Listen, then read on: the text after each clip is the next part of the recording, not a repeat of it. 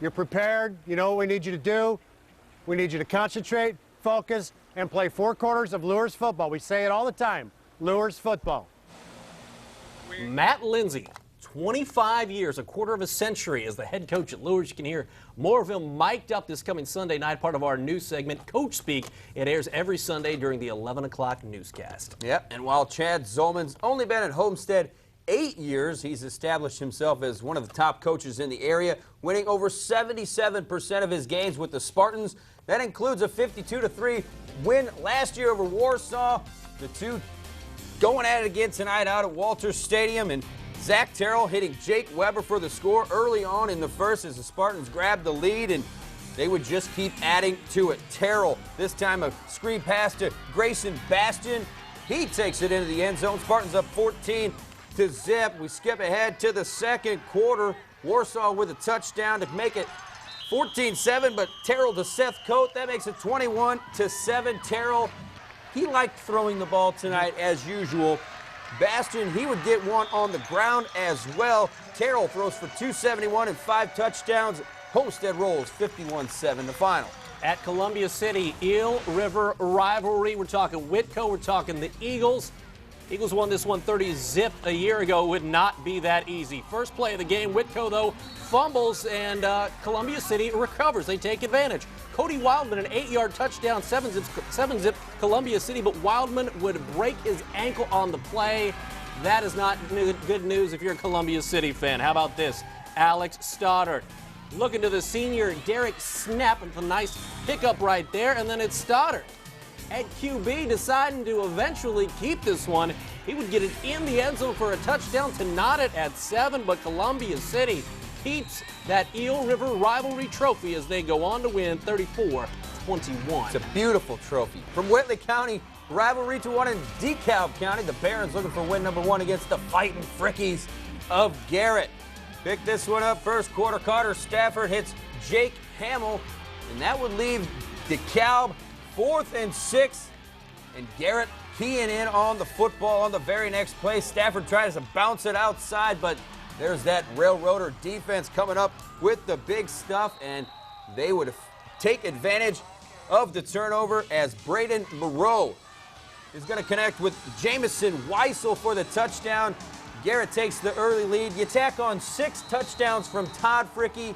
Yeah, Garrett rolls tonight, 46-28 the final. I think he has 8 million touchdowns already this season. That might not be right. 8 Adams million. County bragging rights on the line down in Decatur. We're talking South Adams and Belmont, and in the first quarter, Belmont near the goal line. Sean Bergman, he gets it, takes it in, and it's 7-zip Belmont early. You know they love to run the football, but on the ensuing kick, South Adams, Nick Batten hits a home run on this one.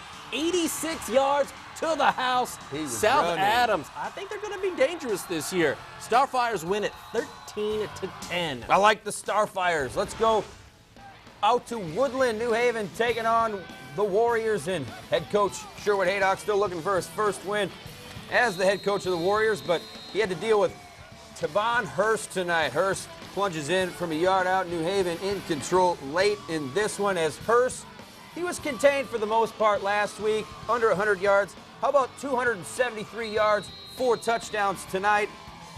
New Haven also has athleticism at the quarterback position. Lydell Trainer, he punches in as New Haven rolls tonight, 41-22 your final. Let's go to Patriot Stadium, Norwell Heritage honoring their late teammate Josh Williams. We picked this one up in the second quarter. It's Grant Baker handing it off to Kyler Mills. The fumble recovered by the big guy, Cody Conrad. He picked up a few yards after scooping it up, and Patriot fans certainly appreciating the effort. First down here, it's the Patriots' Connor Sheehan. He had 250 yards in the air today to Blake Posen. He had 101 yards receiving on 6 catches. That's a first down. Patriots, Will Kanapke, nice run. But at the end, he unfortunately puts the ball on the turf.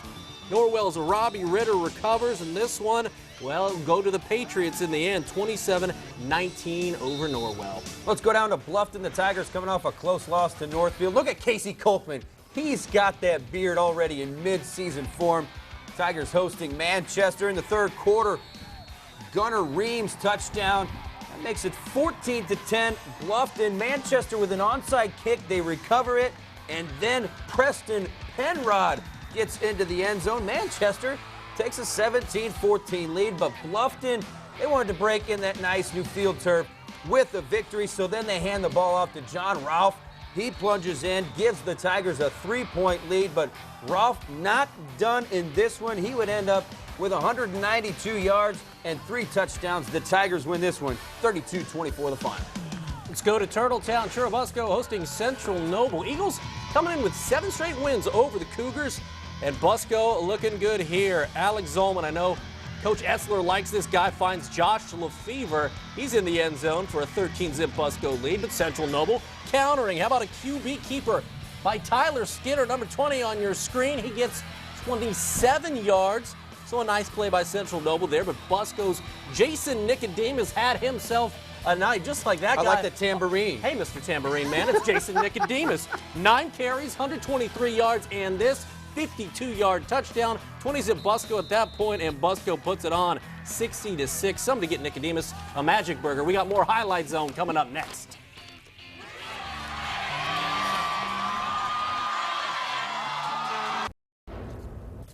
We dive right into our play of the week, and for this, we go out to Spooler again. Watch Brandon Phelps, the quarterback. Top left corner of your screen as the ball's batted around. The QB gets his hand in there, and he's got the football. Touchdown for Snyder. They go on to beat Southside. Brandon Phelps of Snyder. He's got the play of the week. Next week, good games lining up. Bishop Dwayne and Northside both undefeated. Snyder at Northrop, the Battle of Spooler.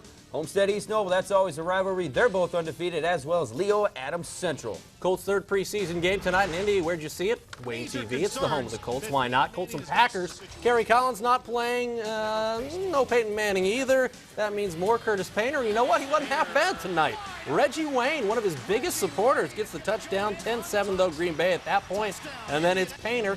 Hook it up with Chris Brooks for a touchdown. 14-10, but the Colts lose on a last-second field goal, 24-21. Unfortunately, the Tin Caps lost tonight. West Michigan won, so their playoff lead down to 1, but they open a 7-game homestand. All right, we've got a big, exciting week 3 as everybody's in conference play next week. See you then.